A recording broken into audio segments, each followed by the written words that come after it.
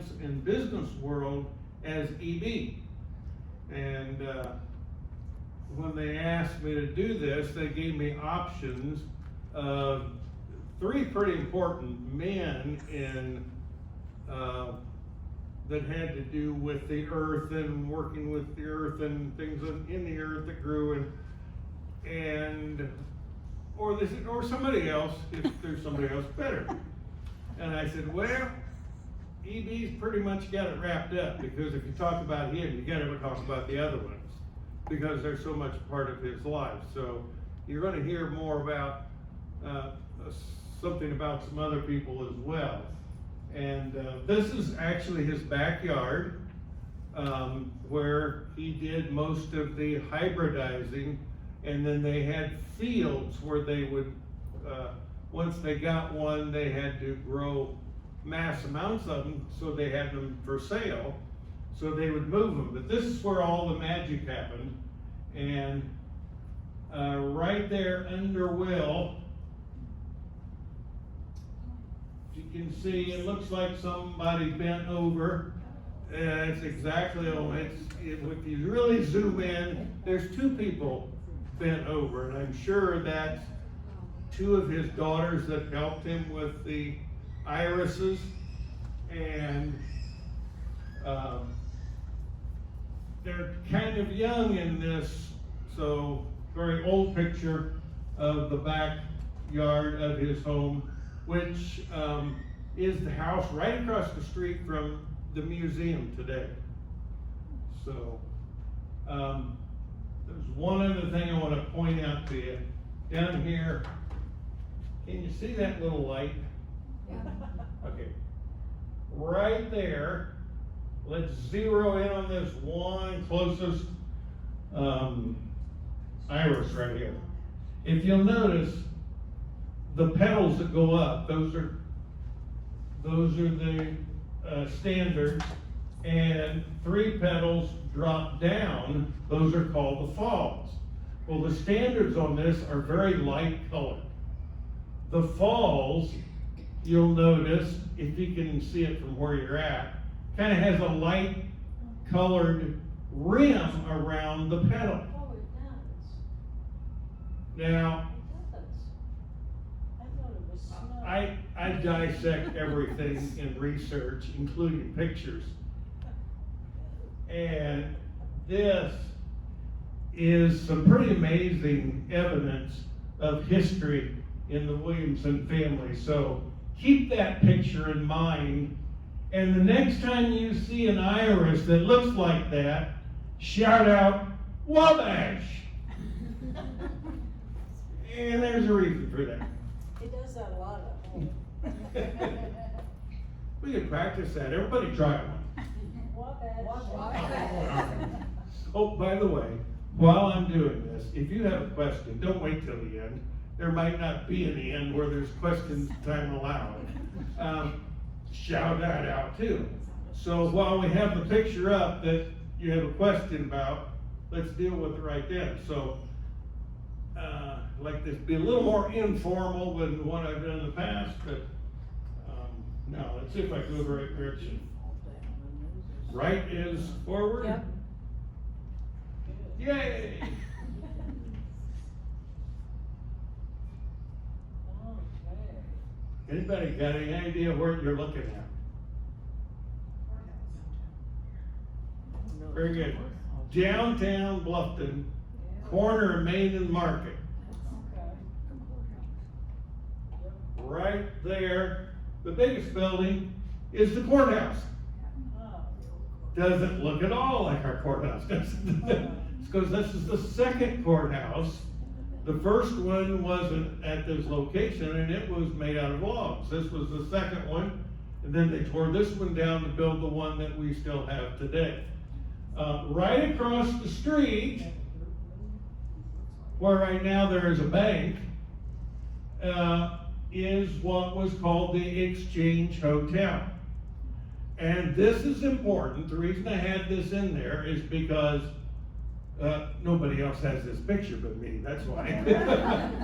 No, it's because that hotel is where Lent Williamson, E.B. Williamson's father, came and stayed overnight and then searched around Bluffton for an opportunity to find a place to start a hardware store in Bluffton for he and his brother. And they found one right across the intersection.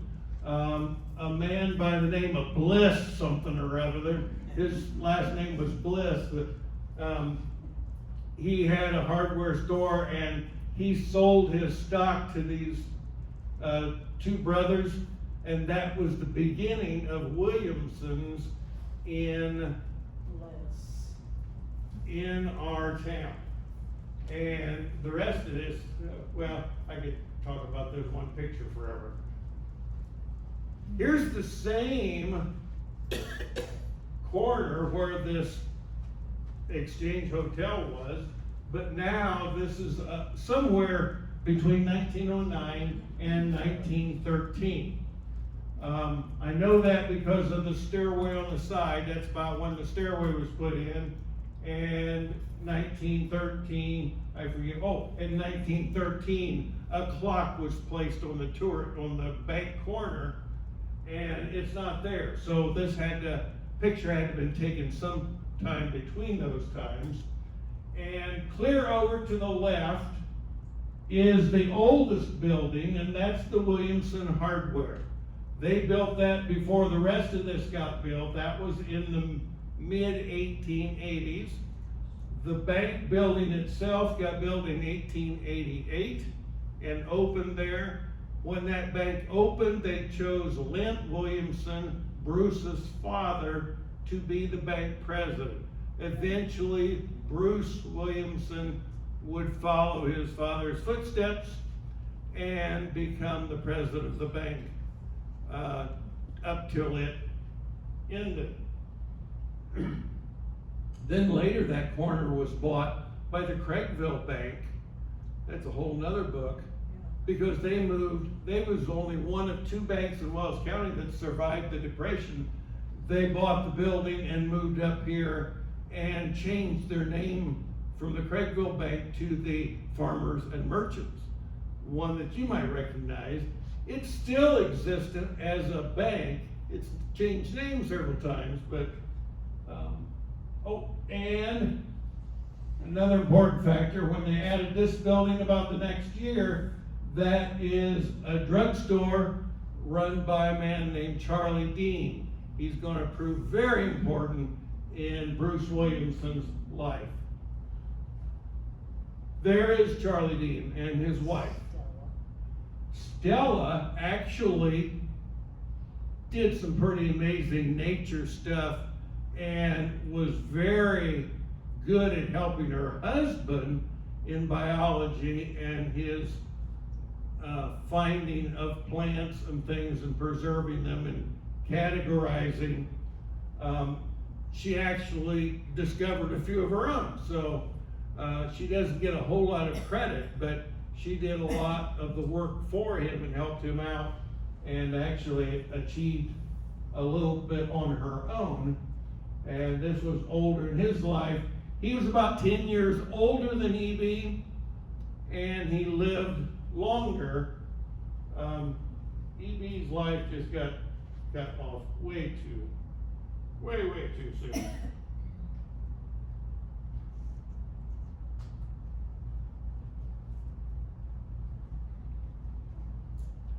In 1904, there was a very special tree discovered along what's now 116 between here and Murray. It still exists.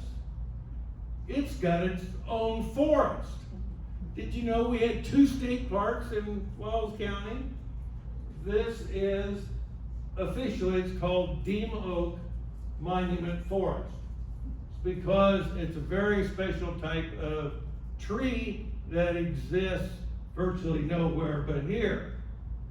And who discovered Deem Oak? Right, Williamson. Why is it called Deem Oak if Williamson discovered it? Lent and Bruce Williamson, father and son, were out hiking. They came across this tree and couldn't quite figure it out.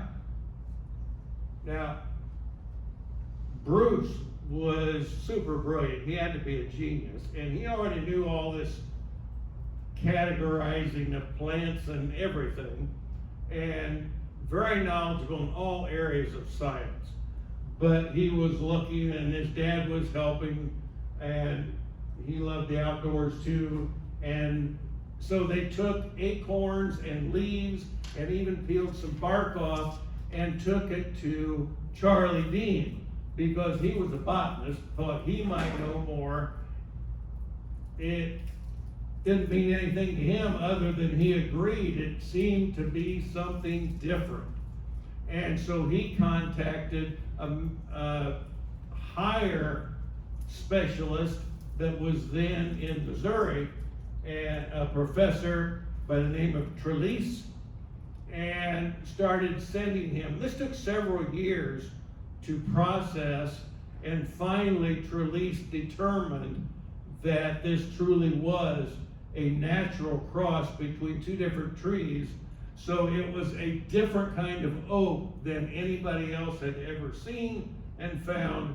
And so he officially declared it several years later that it was a new form of oak tree. But because he was the one that did that, he had the naming rights.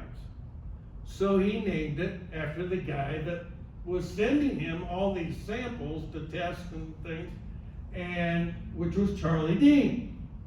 So he called it Dean Oak. Bruce Williamson was asked about that later in his life. He said, wasn't that a bit unfair for you? You and your father found the tree. It should be Williamson Oak, not Dean Oak. He said, oh no. Charlie Dean deserves that recognition, because what happened in, I forget the year. A few years later, about 1911, say, something like that, the farmer that owned the ground was going to cut it down and add more to his farm ground. And Dean tried to talk him out of it. He said, all right, I'll buy it. I'll buy 1/5 of an acre. Well, the guy really took him for a ride and charged him way more than what 1/5 of an acre farm ground or was worth at the time. But Dean bought it and eventually donated it to the state so that the state could preserve it forever. That's why it still exists. And that's why Bruce Williamson said Dean deserved the name. If it hadn't been for Charlie, we wouldn't have the tree. It would have been cut down and never known about in our lifetime. So, and it's still there. It's absolutely amazing. I was just out there not too long ago measuring it, and it would take about 4 of us to give it a hug to get all the way around. If they would cut that off, just a little bit above ground level, right above the roots, you could set a picnic table on the platform. It's that big. Now, so this is a very old picture. I don't know the exact date. This was about the time when I was a kid, and it was around then. So,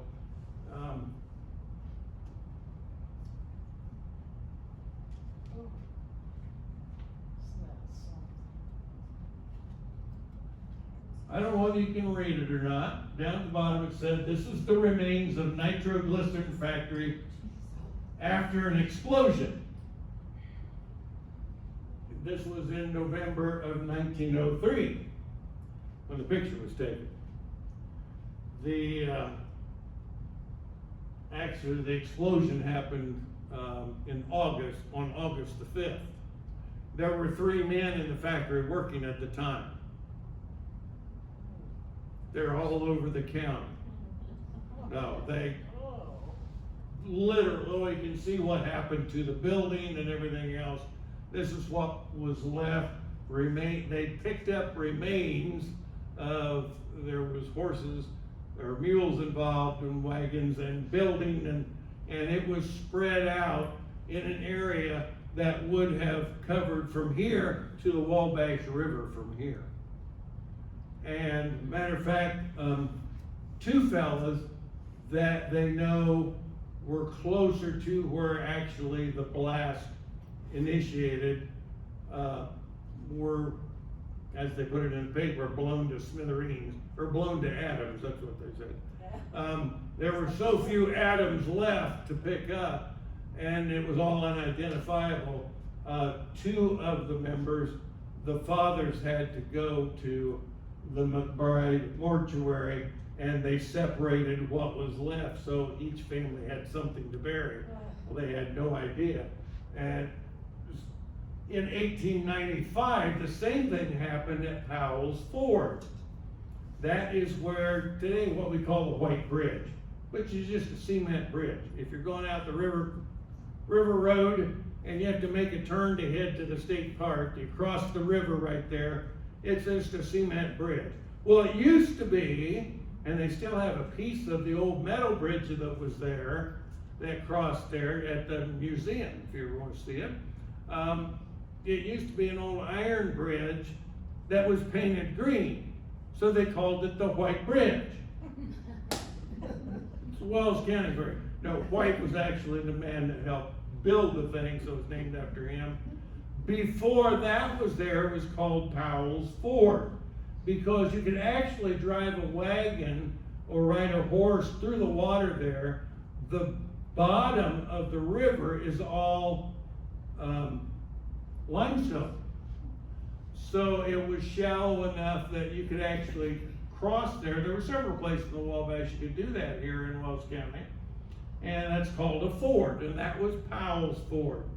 There was a wagon load of 700 quarts of nitroglycerin heading from the factory to this site, and before he got to the river, he hit a tree stump, because that was all woods back then, and he was blown to atoms too.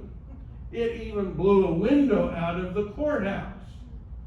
It was that big of a blast. So anyhow, some people think there's a deep hole, that there's been modern day drownings of people trying to swim in the river there. All of a sudden they realize they're no longer in 2-foot water, and boom, they drop 30 feet. That is not from that explosion. That explosion happened before he got to the river. It did make an indentation. All that's been filled in because of the floodplain done years ago. But the hole in the river was actually because of the CCC boys of the park dug stone out of the river there to use in the park. So, why is this important? In 1902, E B Williamson started a crusade. He was an activist, he was an environmentalist, and he personally started a campaign with police and officials to try to stop this factory from dumping their waste in Little Creek right beside their building, which flowed into Johns Creek, which flowed into the Wabash River, which flowed on down to past Murray, and all along there was vegetation and water life being killed and damaged because of what was happening at this factory. So he went after them. And actually, he went after them so good, the plan was to dismantle this factory and move it 1 week after it blew up. They never came back to Wells County to try to build another factory. And they had enough of B Williamson and his environmentalism. So that's why this is important, because he was the beginning of caring about clean water and things in our county. This is one of my pride and joys again, because nobody else has one that I know of. It's a spoon that Gwen and I have in our Wells County spoon collection. And this is a picture of an early view of the Bluffton High School. This is what the high school looked like when B Williamson graduated from high school here in Bluffton. Very smart guy already at that point. Unbelievably so. Matter of fact, he gave a speech for the class when he was a junior, and it was so good they published it in the newspaper, so you can find the paper and read it. So, brilliant guy, and this was in 1894 is when he graduated from this building.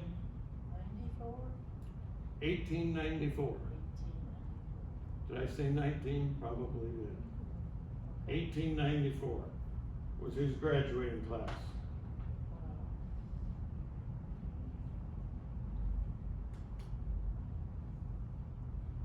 Oh, fun little tidbit. The graduating classes commencement was held in the Sixby's Opera House. The Sixby's Opera House stood behind what is now our post office. Actually, before it was Sixby's Opera House, it was the First Presbyterian Church, actually built in Bluffton. Then they turned it into that. Then it became a mitten factory and a roller skating rink. And eventually that space, they rebuilt it, same spot, same lot. And that's where Franklin Electric started up as well. So all of that happened in a spot that's now just parking lot. How many people knew all this? I'm just looking at. See why we may be here till midnight trying to get through these pictures. Nobody seems to know that. How's come we don't? Here he is. I remember when Franklin was there. You know. That's E.B. when he was rather young. You can tell because of all of his hair. Still at that point. No. Midway through his life, he started losing it fast. That is his wife, Anna. Her maiden name was Triblet. Her father was a merchant downtown. Could do a story on the Triblets.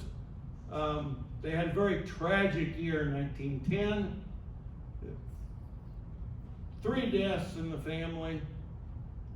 2 of them was Anna's sister and her father were both in the Kingsland interurban wreck.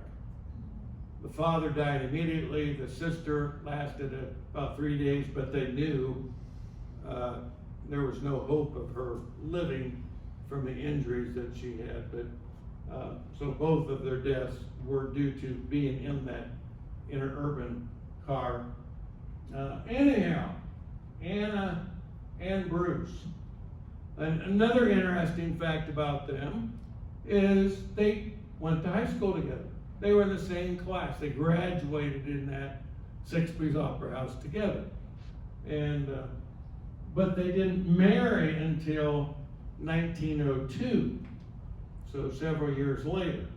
But that's an important thing to keep in mind for a little later. Here's their children.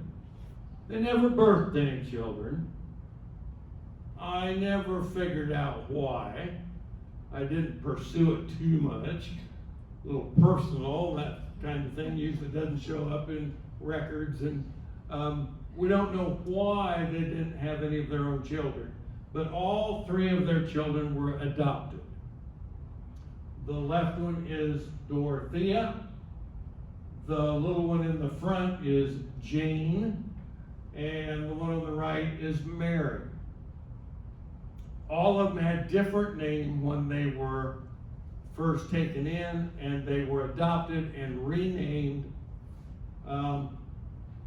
which actually Jane had to be, because the order had been, Dorothea was first, then they adopted Mary, and then they adopted Jane, and Mary and Jane are actually biological sisters.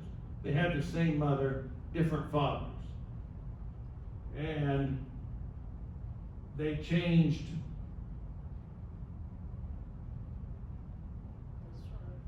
Mary's name to Mary from, I think it was Beatrice. Now I can't remember whether it was Beatrice or Beatrice was her mother's name. No, you told me that. Okay. So, when they got, the sister shows up, her real name is Mary. Got a problem here, so she had to be renamed, and she was named Jane, picked up a name through the family, and There's lots of Janes. yeah. But I got in contact with some ancestors of Jane's and was able to, and there's a story in the book, if you ever get a copy of that and read it. Can't buy them today. That's a good thing. Well, that's good. When we did the book, I don't write books to make money, which makes me the world's worst author. That's why people write books, to make money, right? I write them just because I like researching. And so all of the proceeds of the sales of this book went to LSM because of their program they had for adoptions. Really liked the program they had. It's different than most. And so they ended up with all the money that was generated.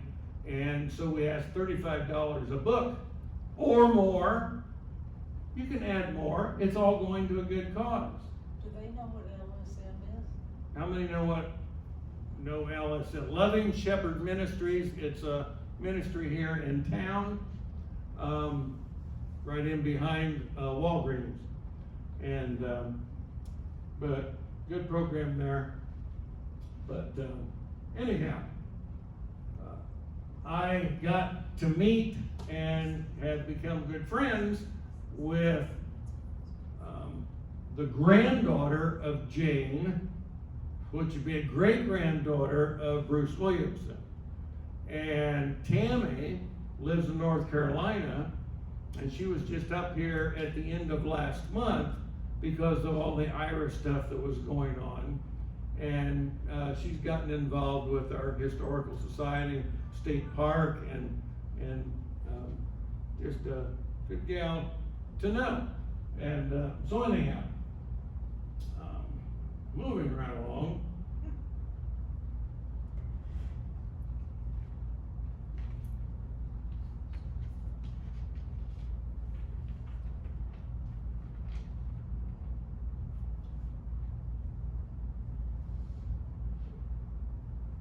September 1st, 1896.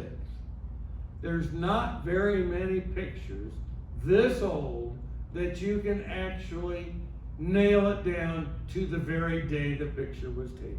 Oh. It was done by a professional photographer. It was probably taken because they were planning on changing the design of the building. It was built in 1888. This is the inside of the bank where Bruce Williamson became the president. His father is right there.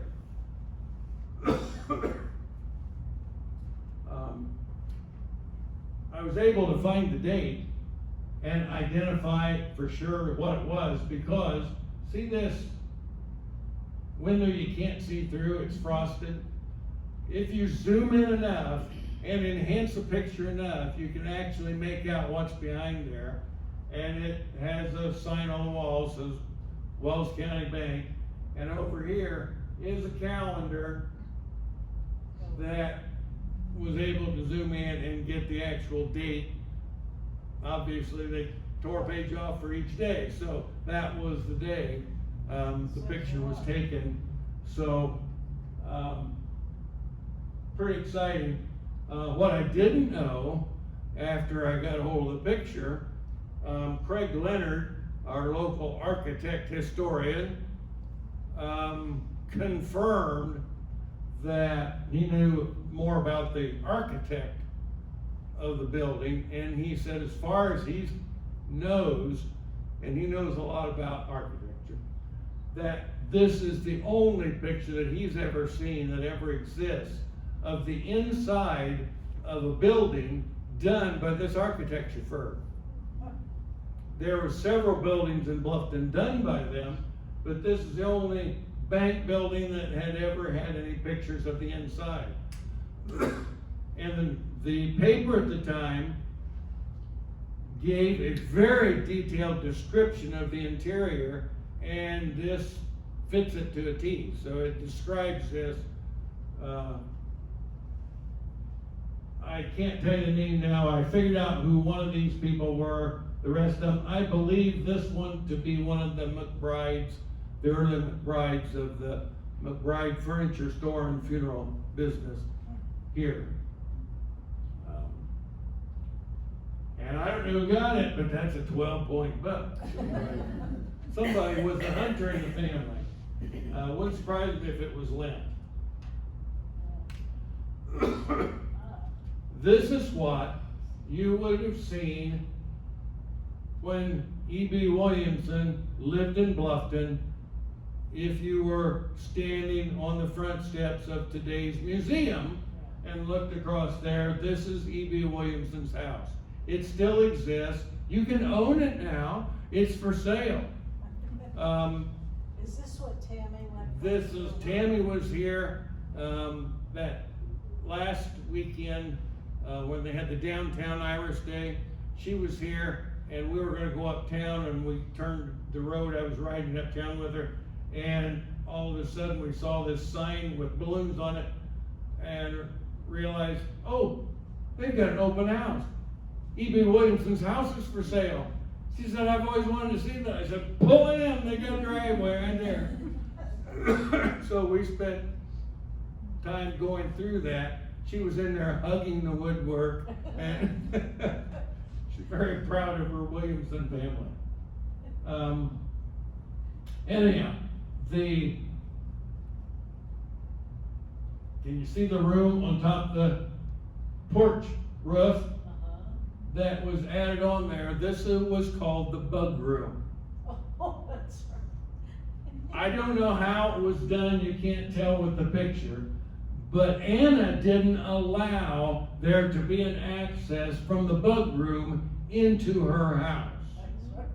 So somehow you had to go down to the porch from the bug room and then go in the front door to get into the house. Now, see, that's kind of, well, that's EB. While that was still there, EB created the second largest dragonfly collection in the world. The only one that was larger was the Queen of England. And she didn't catch a lot of her own dragonflies. He took it with him when he, later in life, the end of his life, when he took a job at University of Michigan, and where he's a professor there, and he ended up there. That's where he was at when he died. And Anna graciously donated all of his papers and his bugs and other collections to the university. So they have his dragonfly collection still being preserved. To be quite honest, I think Anna was just thinking, I don't want that back in my house. So she had a way to get rid of it. Anyhow, but that is now gone. The house looks a little different, but some of the interior, some of the woodwork, you can tell is still existent from when he had it. Do you know how she got it out, the boat collection? Out of the boat room? He took it out. He took it out? He took it out when, after the bank closed in the Depression, all of the banks in Bluffton folded the same day. Okay. And theirs was one of them, no fault of any of the people running the banks. That's a whole nother story. But anyhow, Bruce was the president at the time that happened. And immediately the university contacted him. We want you. We've got a brand new building just finished. We will give you a section of it. It's all yours. You can bring your, come up here. We only require you to be on campus 4 months out of the year. That means he could come home and do his other work with the irises. So he would just go up there during the winters and spend, they said, you don't even have to have students if you don't want them. He said, oh no, I want students. They can help me with my science work. And so anyhow, that's why all this got moved up there where he could work with it while he was up at the university. When he died as a teacher, actually at the university, it was still there, and that's when she graciously donated the bug collection. So, different, but the building's still there, and it's for sale right now. You can own it. This is this is not a dragonfly, this is the damselfly, a part of what he collected, a part of what he was classifying. Damselflies, kind of like a dragonfly. But anyhow, this one was named because EB classified it. It was a new one that nobody had ever found before. He classified it in 1900. This, keep in mind, this is 2 years before he married Anna. Notice the name. And Anna. Whatever, however you do the Latin, I'm not very good at that. Anyhow, he named it after a girl that he went to high school with, but he wasn't married for 2 years. I think there's a story there, but it would be fiction to write it because I couldn't find any records of anything. So, but anyhow, what's really cool is you go out to the state park and take pictures of this now. Wouldn't E.B. love to know that his damselfly still exists in this area, even today, well over 100 years later.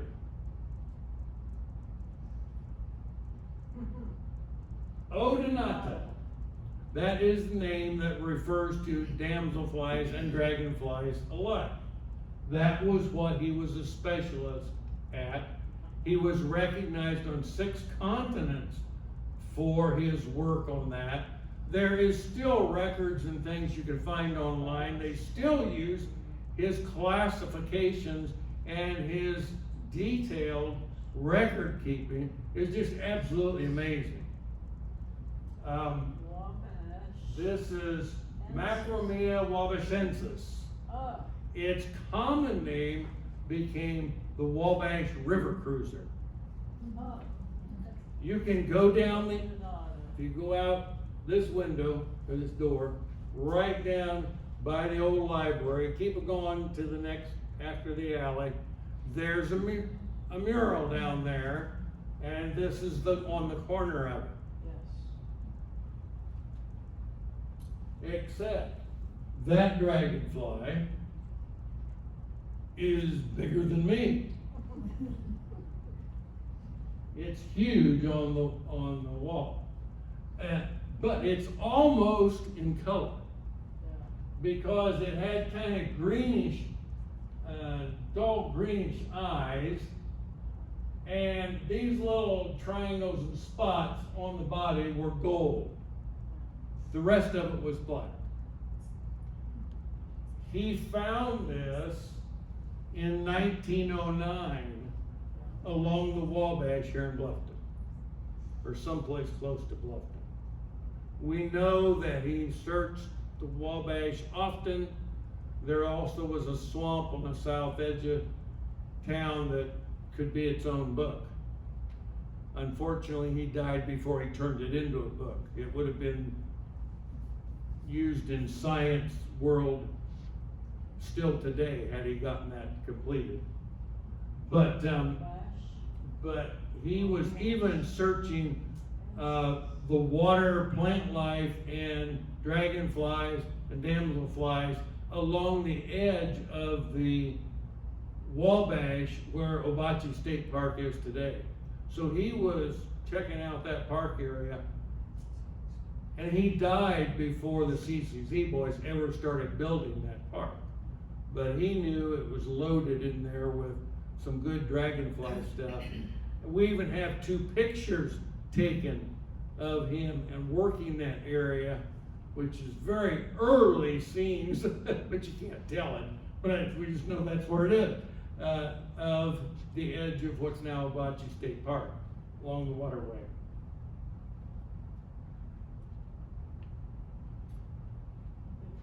EB started,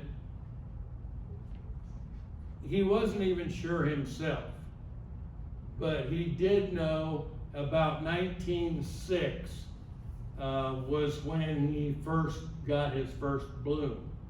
All right, if you know anything about iris at all, it takes about 3 years from a planting to get blooms on them.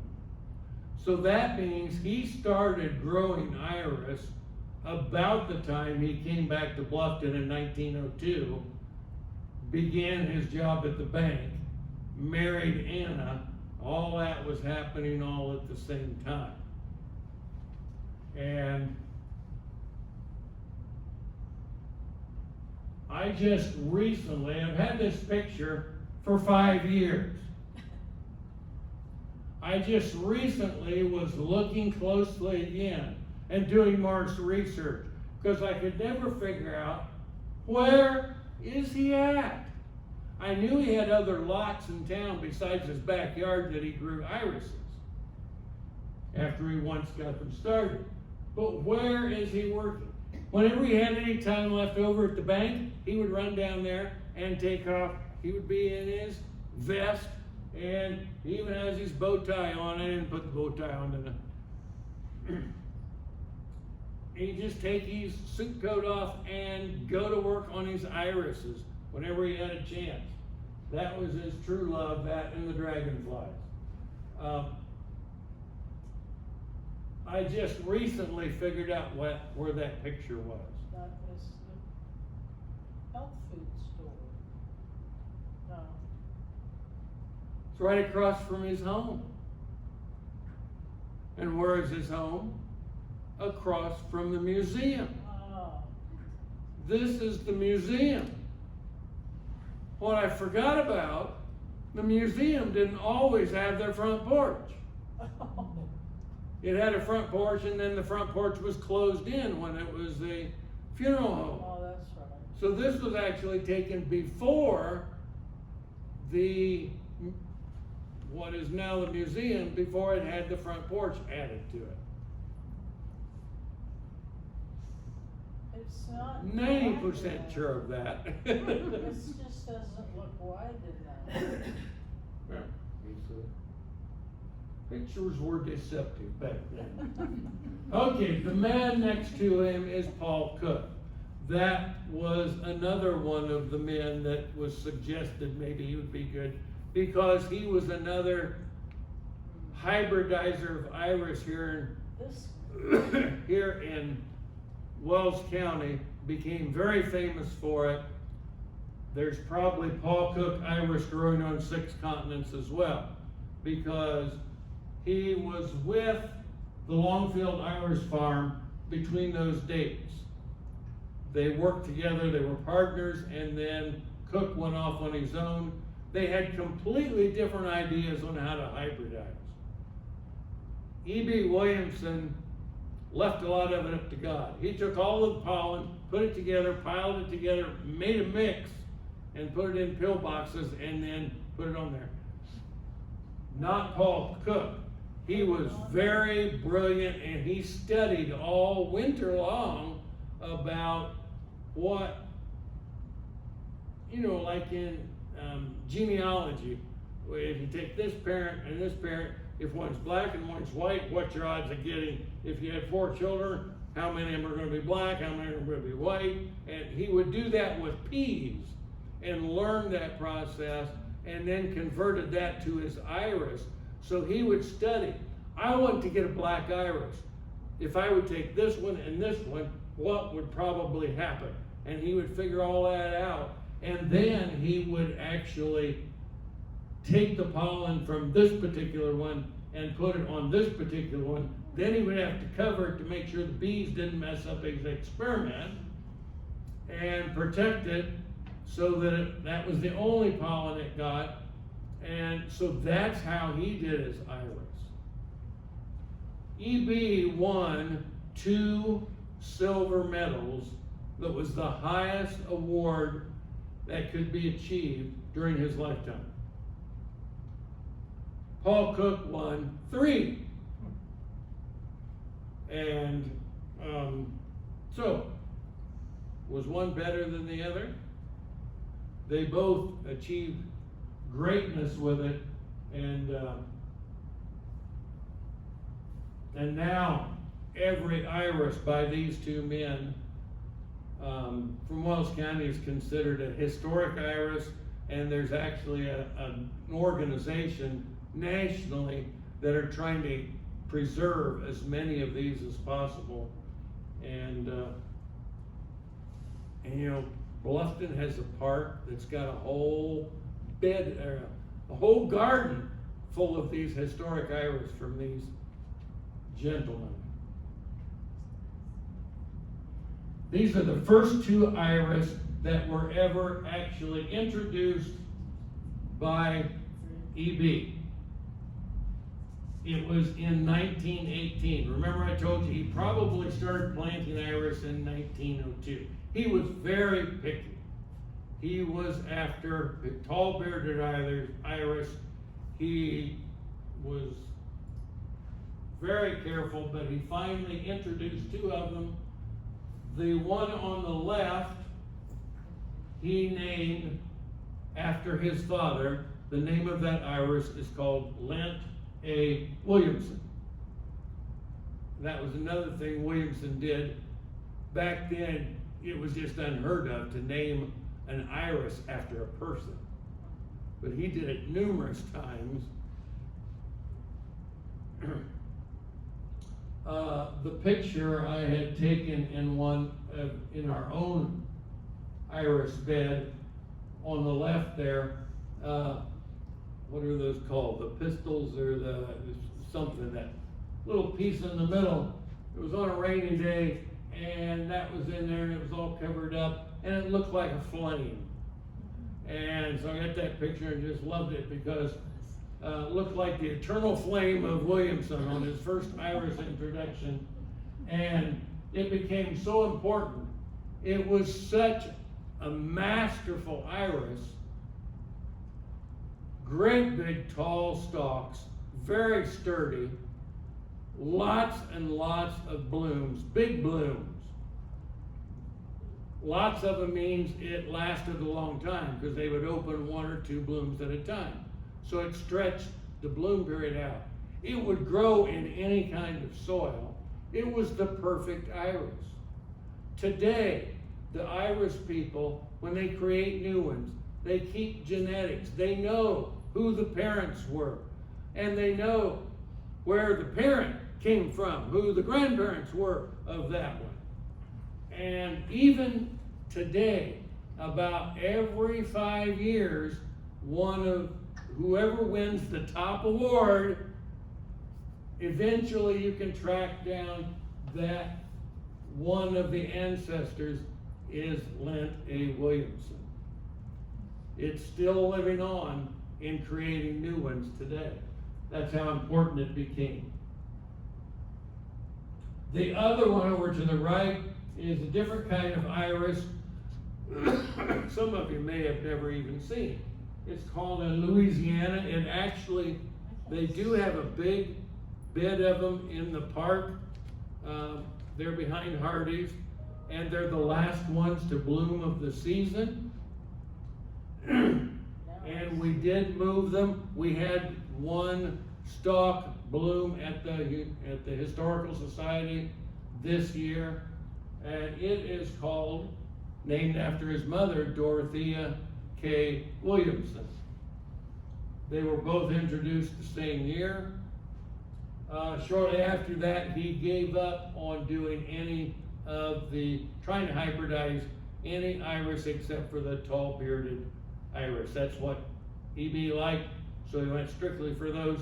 He gave all these other ones away, and fortunately, we have both of those growing in the park here. His very first ones. White.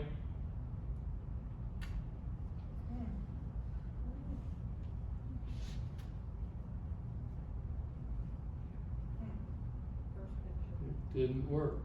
What didn't work? Wabash. Yay! Remember that first picture? I told you about the white?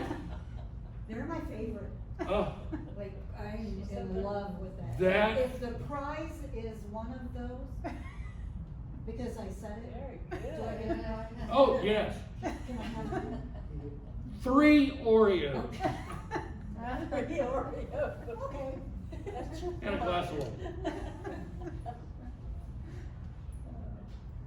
This is called Wabash. Remember that first picture I told you? The standards were very light colored. They had white around the edge. The difference is the ones you saw in that earlier picture, if we would go back to it, the border was a lot wider. So it wasn't the Wabash. It couldn't have been the Wabash because Mary Williamson created the Wabash. She won the Dykes Award, which is the highest award even today that any American can win. And she won it on this iris.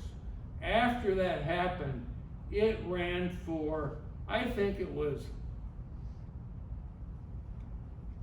now I forget, 25 or 50 years. I forget which it was. It was the #1 picked iris among the iris world. And it is still a favorite of most people. And I couldn't believe how many, when they had the iris show in the middle of last month out at the 4-H park, how many people from Wells County brought in, and there was probably a dozen samples of Wabash. We had one in ours, but it wasn't blooming at the time. And so anyhow, the difference was EB had created one very similar when he was alive, and he named it Mary Williamson. There is a picture in 1940 when they had a radio program to announce the Dykes Award winner of Wabash. That was before TV. So they had a radio program. This is in the book? Mhm. That picture's in the book, isn't it? Not this one. No? That picture is in the Iris News. Oh, all right. Anyhow, while she was there, there is a picture that was taken when she was given her award, and the radio guy is there, and somebody's, Mary standing at the counter, and somebody is handing her an iris, which everybody for years has thought that's the Wabash. Oh. But our guru from Wells County, Jerry Oswald, Yes. wish he was here tonight, I'd introduce him. It's really because of him that all this history has been preserved. It's because of Jerry that all of that display is in the museum. It wouldn't be there if it hadn't been for Jerry. And that park that has the flowers growing in it was Jerry's idea. He bought all of the iris that was planted there. And he preserved the history. And he found out not only that he was the one that discovered in records that he bought at Mary Williamson's auction after her death, it was recorded, and Mary had recorded how she developed it. What she was actually being handed in that picture, Jerry finally figured out. He said, I've been studying that for years. It's just something wasn't right. And he said, I finally figured out what it is. That's not a not a Wabash. They're handing her the Mary Williamson, a very close look-alike, but the border on the falls was too wide to be Mary's Wabash. So it was actually, she was handed, I don't know whether they did that intentionally or whether they thought they had one. There has been some others developed that are so close that you got to be careful, even buying them from nurseries. Some of the nurseries don't know the difference because they're so close. But one thing you can tell on a Wabash, which it's the only one like that, if you look at the leaves right down where they come up out of the ground, they've got to have about 3/4 of an inch or so of kind of a purplish color on the green. If that's not there, it's not Mary's Wabash. So that's one of the identifying characteristics. Over here on the right, actually the picture isn't quite good. These iris are difficult to photograph and get true color depending on the sunlight and the day and all kinds of things. They're actually much darker, almost just very dark purple. Some days without sun, they almost look black. But that one is called Allegiance. That was one of the 3 that Paul Cook won the Dykes Award on. And I had one of those dug ready to go to the museum to get that started at the museum as well. I've got enough of them growing now that they can be separated and get them spread out so that if one garden loses one, somebody else in Wells County has it growing here, so we can keep it going. Runts. Remember I told you E.B. liked his Lent A. Williamson. It was tall, big, lots of blooms. Well, sometimes when they crossed them, they would get these little short jotters. And he would give them a kick, tear that one out, make some room for something that's worth keeping. And that's what they did for a long time. They went on the compost. He called them runts. Well, one year, Mary was going through their new things, and he was screaming at the runts, get rid of that. But another Irish person was with Mary, and they got to looking and said, wait a minute, Daddy. Those iris blooms are perfect. They're just shorter. And actually, if we take one of yours and we got 4-foot stalks and we put those in a bouquet and set it on a table, you have to look up to see them.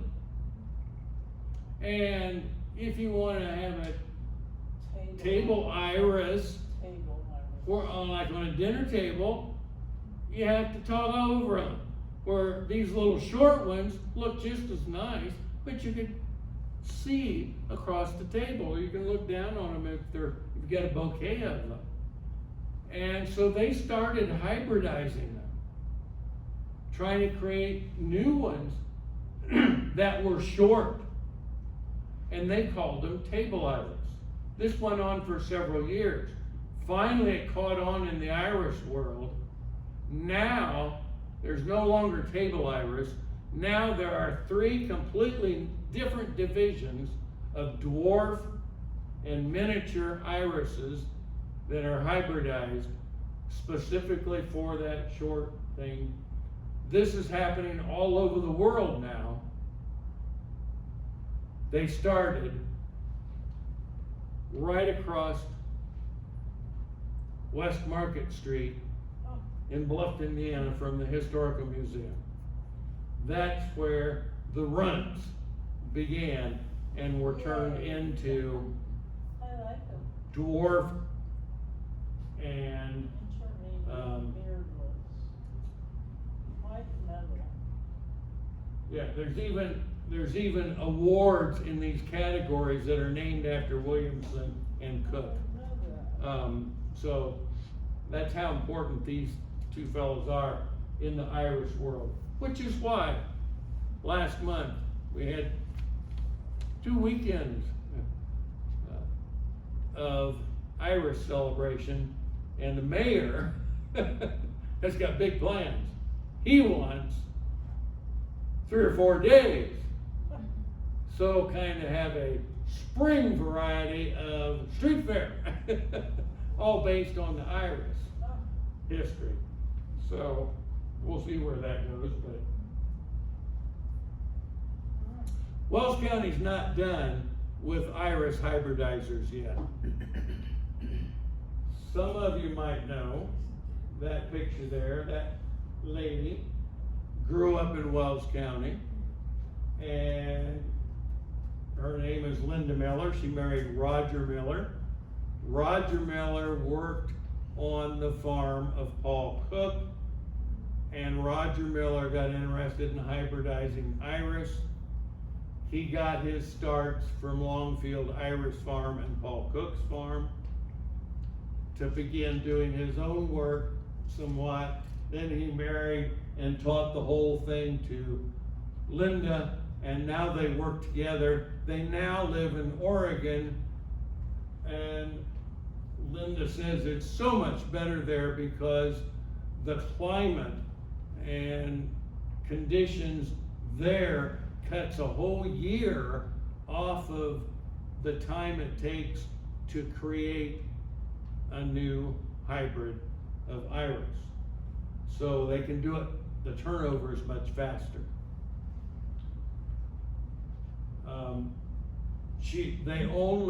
Even though they kind of work together, Linda is now the only one that does the decisions on which to mix together, and but they still both work the gardens, and because Linda is well known all over the iris world now.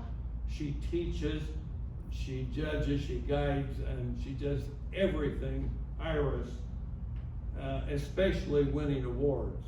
She's won more awards than all of the other hybridizers combined.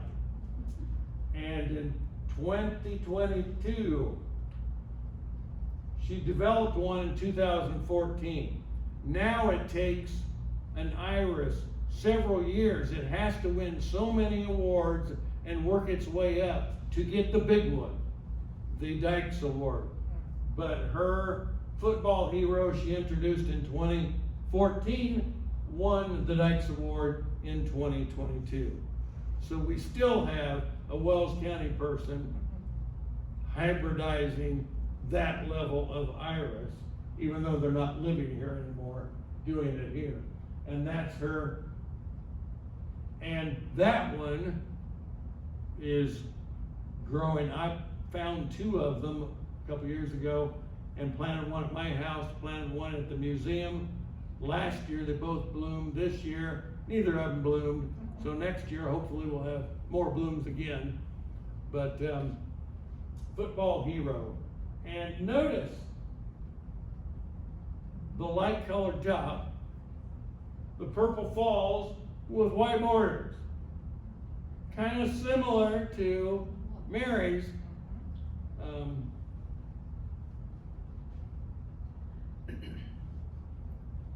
There he is. This is the end. we have unearthed the story of E.B. Williamson. There's a whole lot more about him. He's just an amazing character. This is him in the last, at the university, at the end of his life. See, he's lost almost all of his hair now. Mine's going fast, but not as fast as his. Still in his vest and bow tie. He loved that outfit. And unfortunately, I can't read the date on there, but this would have been not too soon before he died. How he survived as long as he did. He was in, I think it was Central America one time. He got bitten by a snake or something. He was down there collecting dragonflies. He wouldn't quit. He wouldn't go see a doctor. He got gangrene. He was walking in the swamps and the streams collecting dragonflies and other things for other scientists. While he was there, they would bring back thousands of specimens, all kinds of things for all kinds of scientists that he would help out while he was there. And how he survived that, and how do you keep going when you get gangrene in your leg? So, amazing man. Now, any questions? Yes. There's a dark purple iris that my grandma used to grow that it had such a sweet scent, almost syrupy, but it was the dark purple ones that had that smell. Is that common to the purple iris varieties? I can't tell you, I'm not intelligent enough about iris. I only know enough to get scary. Okay. Trying to identify some of the local ones we have. So I really can't answer that. There's a historic HIPS, Historic Iris Preservation Society, has a website that has all kinds of wonderful information. And they also have a Facebook